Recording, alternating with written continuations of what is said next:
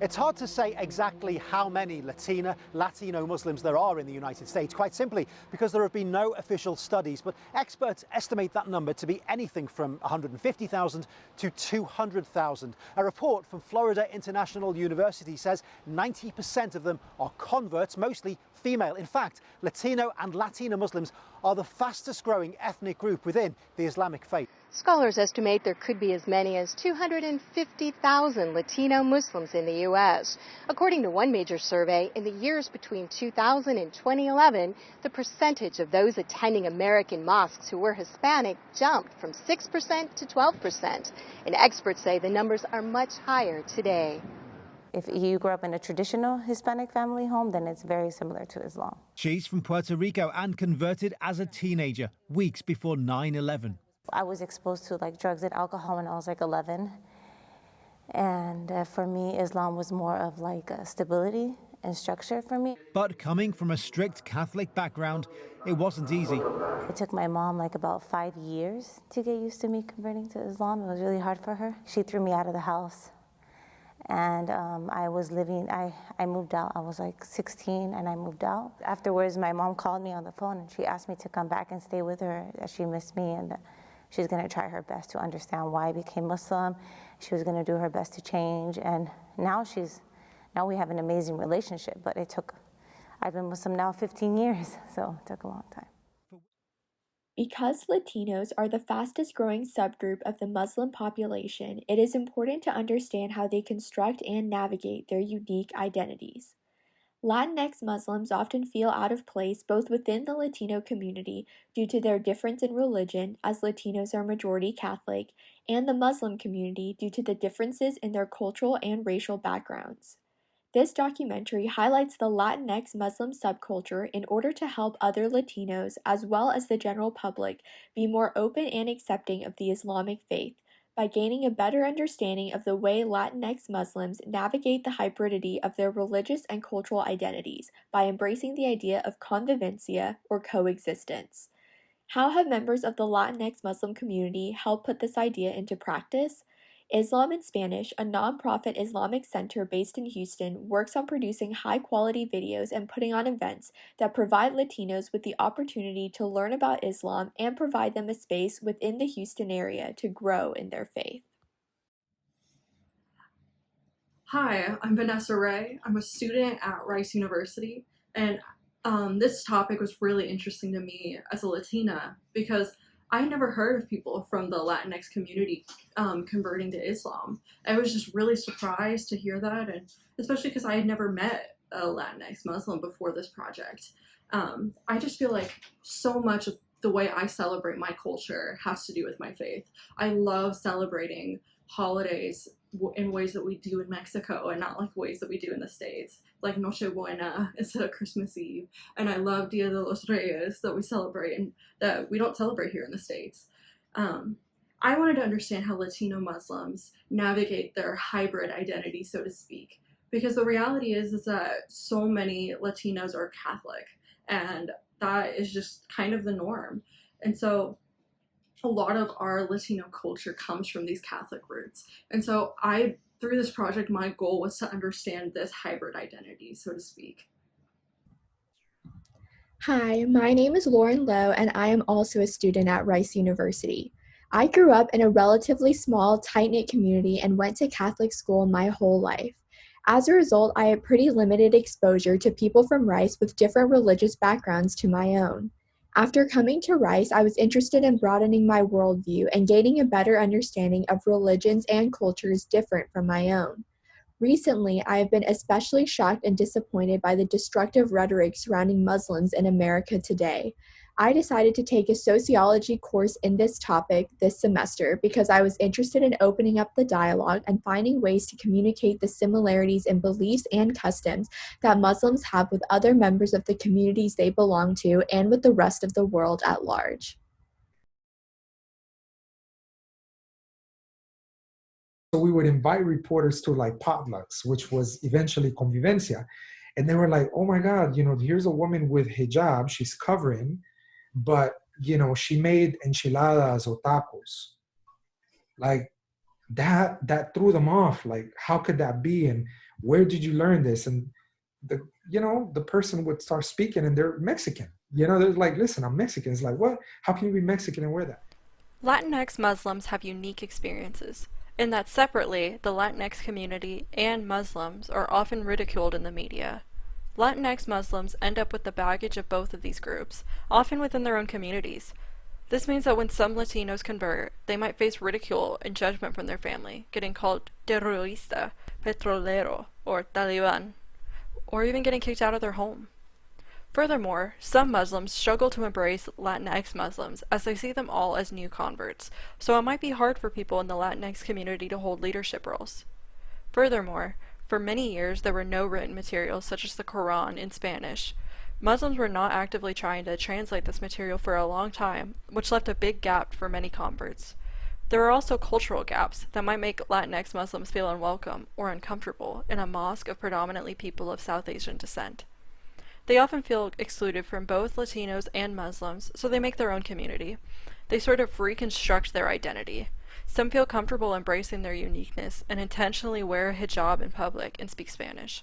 They want to break down stereotypes that Muslims are Arab and Latinos are Catholic. They want people to ask questions. Many often try to educate their families about the similarities between Islam and their Catholic faith, as well as Islamic culture with Hispanic culture. This seems to help some families be able to understand one another better, and to understand that they are not so different. However, these challenges are only true for some Latinx Muslims. Some people's families are very accepting of their new faith, and might even convert. Others face families who are very curious to learn more. Some feel comfortable going to mosques without fearing cultural differences. These are just unique challenges that people might encounter as Latinx Muslims.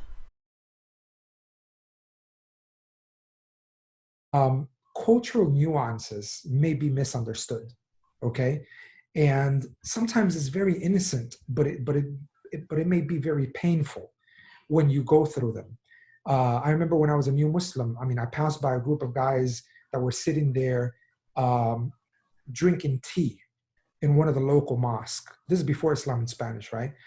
And I was just walking by and those guys were like, hey, come with us and have some tea, right? And I remember I was in a rush to go somewhere, and I was like, okay, I'm sorry, I have to get somewhere, I have to go somewhere, maybe next time, but thank you, right? In my line of reasoning, based on my culture and based on America, it's okay. Like I communicated that I have a previous engagement, right? Man, these people, like when I ran into one of those guys, he pulled me over one day and said, hey, I want to talk to you. And I said, what's going on? He said, I just want to know, did we do something to you? And I said, what do you mean? And he said, well, we invited you to have tea with us and you didn't come. I said, no, but I mentioned that I had something to do and I did. I was on my way to do something. And he said, oh, well, I just wanted to know, if there was an issue or some problem. I said, I don't know. I don't have any issue. So I went back and asked someone about this incident, right? From that culture who I knew. And they said, listen, man, people sometimes from those lands, right? From the Middle East, when they're asking you to sit with them to have tea, it means that they are bringing you into their circle of friendship. They are lending you, out of etiquette, even if you had somewhere to go, you should sit, even if it's a couple of minutes, drink, sip some tea. Yeah, my name is so-and-so, etc., and then get going. But since you didn't go to the table, it meant that you really did not want to connect with. And then nobody teaches us this. So I think what's happening in a lot of the mosques in Latin America as well, in North America, is that people are, maybe when they become Muslim, people want to teach like something about Islam in the mosque, but who is going to teach us about Muslims? Who are the Muslims? Like, we need to know who the Muslims are first, right? And I don't think many of us as new Muslims or converts or reverts, and whatever way, people want to define it, people who are not from the Muslim lands who become Muslim, right? If nobody explains to us these nuances, is because they may not even know that there's these differences. So we have a cultural miscommunication that eventually goes on to generate some disconnection from the people who are at the mosques.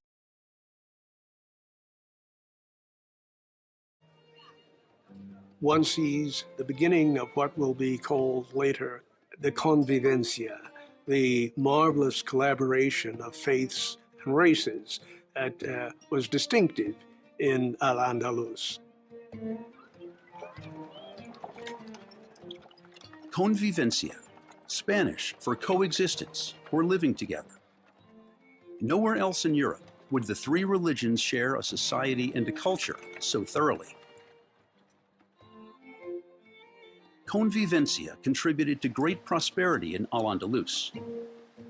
Cordoba became a luminous city, filled with the buzzing of outdoor markets and the cacophony of new construction. The 11th century is this wonderful paradoxical period where you have this virtually catastrophic political situation in that the caliphate has broken up and it's been replaced by a series of city-states, which are called taifas. And they're all fighting amongst themselves, plus the Christian kingdoms in the north.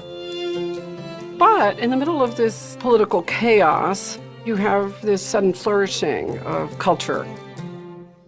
It begins, indeed, in many ways, the most remarkable time in the Muslim presence in Iberia.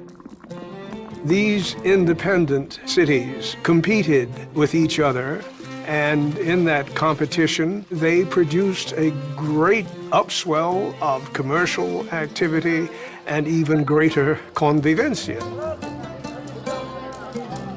This is the time when the pluralism that is supposed to distinguish this experiment in Al-Andalus really takes hold. Instead of having one central court, there were now a whole variety of different city-states that were in competition. These different courts competed for singers and performers and poets and writers.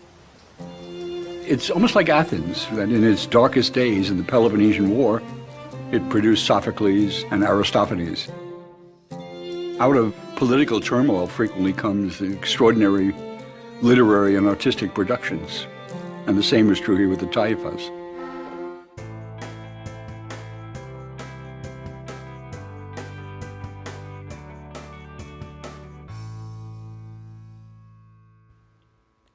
Islam in Spanish, a nonprofit organization based in Houston, is working hard to promote the idea of convivencia and help Latinx Muslims navigate the hybridity of their identities, especially during these times, which are characterized by heightened religious and political divide. Islam in Spanish was established in the wake of 9/11 to help educate Latinos worldwide about Islam in the Spanish language. It was founded by Jaime Mujahid Fletcher, a Colombian convert to Islam, whose desire to share his religion with his family led to the discovery that there were not any Islam materials written in the Spanish language. Islam in Spanish's original mission was to become the trusted source of Islamic multimedia resources and products in the Spanish language, and has currently produced over 500 audiobooks and 250 television shows, and carried out thousands of live events throughout North and Latin America. They aim to bring a sense of peace by clarifying misconceptions about the Islamic faith and normalizing the teachings of Islam to Spanish speakers. Islam in Spanish started in a 200-square-foot office, and as the popularity of their videos grew, they soon moved to occupy the Andalusia Media Arts Center, a state-of-the-art production studio. After the Memorial Day floods in Houston, the Andalusia flooded, and Islam in Spanish was forced to decide whether to rebuild the space or move all their resources online. At their monthly Convivencia community potluck, someone suggested that Islam in Spanish open their own mosque.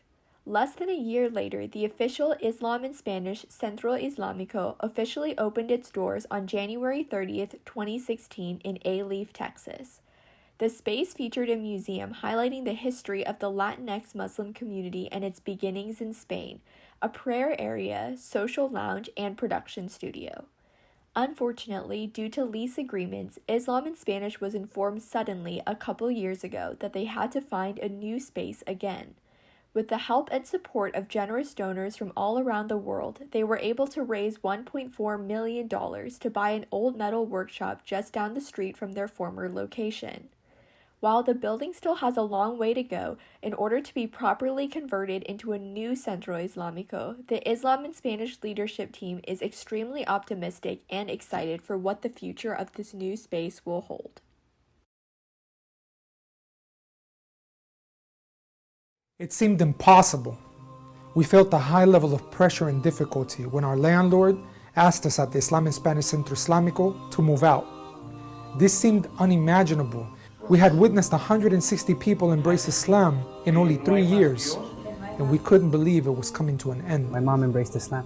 We were in a bind, and so we shared our story with the world, and alhamdulillah, Allah brought together the right people and the right resources. We couldn't have imagined this, but many non-Muslim brothers and sisters in humanity donated as well. This was shocking and made our day. Heidi Michelle wrote us, "I am Jewish and live in Arizona. Still, I hope this happens for you and will make a donation to your cause. Blessings to my Muslim neighbors." There are so many fair-minded individuals in the world, and alhamdulillah, together with Muslim brothers and sisters, we raised over $1 million to purchase a permanent 2-acre property debt-free due to your generous support. This is as Allah tells us, فَإِنَّ مَعَ الْعُسْرِ يُسْرًا. Without any doubt, with difficulty comes plenty of ease. We want to thank you, and only Allah can ever repay you for supporting His deen. With a freestanding 10,000 square foot industrial building, we have a vision to be one of the leading Islamic centers in the world, inshallah. We plan to design a unique state-of-the-art Islamic center highlighting the legacy of Muslims' contributions to civilization from Al-Andalus, Muslim Spain, and also to educate about our Islamic roots in the Latino culture. This building was a factory till now, so it's really just an outer shell. If we were able to turn a run-down temporary rental space from this into this, imagine what we will create in a space that is permanently ours. We launched a campaign to raise the funds to buy a place, and it was an amazing campaign where we raised about $1.4 million online. You know, we just told our story, and we asked 10,000 people to donate $100. And we had people who were Jewish donating, saying, "We believe in freedom of religion in this country, and we support that you get your center." We had Christian people donating. And of course, Muslims, but not only Muslims, you know, from Texas or Houston, Muslims from Australia, from the UK, right? I mean, we started hearing of Muslims, I don't know, in Japan, you know? And so sometimes, you know, a kid from Somalia, you could see his face, he donated $1. You know, so it began to be a real organic, you know, sort of mobilizing of resources online.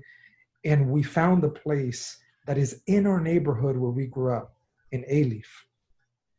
And the name of the neighborhood, you know, there's a water tower that has the name Alif on top. Mm-hmm. The place we found right off of West Park Tollway, the freeway, right underneath the water tower, that was the place available for us to buy. 2-acre property, 10,000 square foot, you know, facility that's open, that was used as a metal workshop before. And we closed on it last year in Ramadan, second day of Ramadan last year, which is literally like in 2 weeks, you know, like, you know, and we opened it up for the first prayer at the end of Ramadan. So last year you guys supported Islam in Spanish, and we really, really appreciate it. And you're probably wondering, what have we been up to? Well, let me show you. Alhamdulillah, we opened up an outreach center in the city of Dallas, Texas. We have classes for non-Muslims and new Muslims about Islam in the Spanish language. We have potlucks. We have sponsored iftar for those new Muslims and non-Muslims. And one of the most amazing experiences that we did is to have a public iftar in a park in the middle of downtown Dallas, where we were sharing our food and also sharing this beautiful religion of Islam. And we didn't just stop in Dallas. We collaborate with the Mood Foundation to distribute meals to the needy in Veracruz, Mexico. And also, we were able to assist with the establishment of the first musala. And in Spain, while shooting a documentary about Al-Andalus, we had an open house where we invited non-Muslims to come to the masjid and get to know us. We've traveled to Cuba, Mexico, Colombia, and here in Spain, and we have much editing to do in regards to documentary film production. Back in Houston, we had an appreciation dinner to thank family as new Muslims. Many people cried whenever they got a chance to thank their family members for being patient after they embraced Islam. We had the mayor of Houston come, and in our center we raised $3.2 million for the Harvey victims. We have ongoing programs and material being sent out globally as we stream and deliver the only khutbah in the United States in the Spanish language, reaching places all over Latin America. The media coverage in the Spanish language differs from that in the English language. And we have had the opportunity of being on both. So right off the bat, what I can say about the Spanish media is that as they got to know us, they became more understanding and empathetic about the Muslim community dealing with, you know, some marginalization that is actually happening with the Muslims as well. So they almost saw similarities. I mean, if you're a Latino and a Muslim in America, right, in the midst of this administration right now, you know, you are basically, you know, the stepping stone, right, of the 2016 election. It was those, you know, very raw statements, right, of painting, you know, everyone with a broad brush that was a Latino being very negative described, as well as being a Muslim being very negatively described. So I think the Spanish media was more interested in seeing how we felt about, you know, being Latino and being Muslim in the midst of the rhetoric, right, in these times. But the English media was a bit more concerned about specific events, such as, you know, some shooting that happened in San Bernardino, for example, where it was like the first case that was said that it was like a person self-radicalizing. And it was a Channel 2 report, investigative reporter, you know, came and asked us, you know, if media can actually be stopped in regards to, you know, negative messaging online. And I believe I mentioned on there that, you know, you can't, even the authorities and law enforcement cannot stop or intercept every single means of communication because it's in the millions and billions, right, daily. But what we can do as community members is offer a counter narrative, a narrative that is positive, you know, and has to do with, you know, a positive construction of community, right? And so I think we were, I don't want to say we were reactionary, but the messaging is more reactionary. Like, hey, this incident happened, let me put this on your lap. What do you say about this, right? That's the English media. It's like reacting to what is commonly framed. I think the English media, you know, has, you know, sat and gone in that much depth in knowing us. So I think when the Spanish media contacts us, we're not being reactionary anymore. We're adding value to that. I don't think media is an enemy, as some think. I think people need to look at media like a pen. You know, if a book that's written has positive things in it or negative things in it, it's about who controls the pen, right? So it's about who controls the camera and the editing suites. And the relationships that we've gone on to create, I think, has made it to where we respect one another. And I respect the media, and I think is a viable form of democracy. What we hope to see is that the Latino Muslims go on to find their niche, that they differentiate themselves, whether they're going to act as individuals alone, whether they're going to work with other organizations, whether they're going to work with, you know, Muslim organizations. And if they're, you know, that organization that they align with is led by Arab Muslims or South Asian Muslims or Latino Muslims, such as our case. I think as of now, we're the only Latino-led, you know, organization that has a center where a community is being built. we hope in the future to be seen as a model, whether we go on to create another one or someone else does. I mean, we have to be realistic that Islam is way bigger than any one individual. It's bigger than any one organization.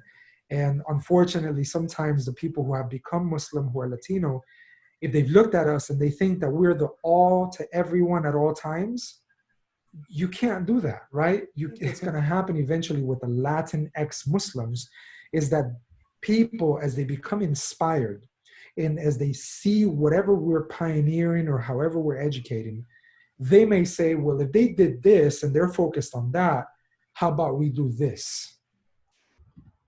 In a world that is growing increasingly more diverse, it is important to understand the ways that people blend their cultural and religious identities and coexist with one another in formerly distinct spaces. As Islam in Spanish continues to make materials in the Islamic faith ever more accessible for Latinos worldwide, the Latinx Muslim population continues to grow and learn how to navigate the cultural nuances that come with their multifaceted and complex identities. If this documentary inspired you to learn more about the Islamic faith, check out the Islam in Spanish website today.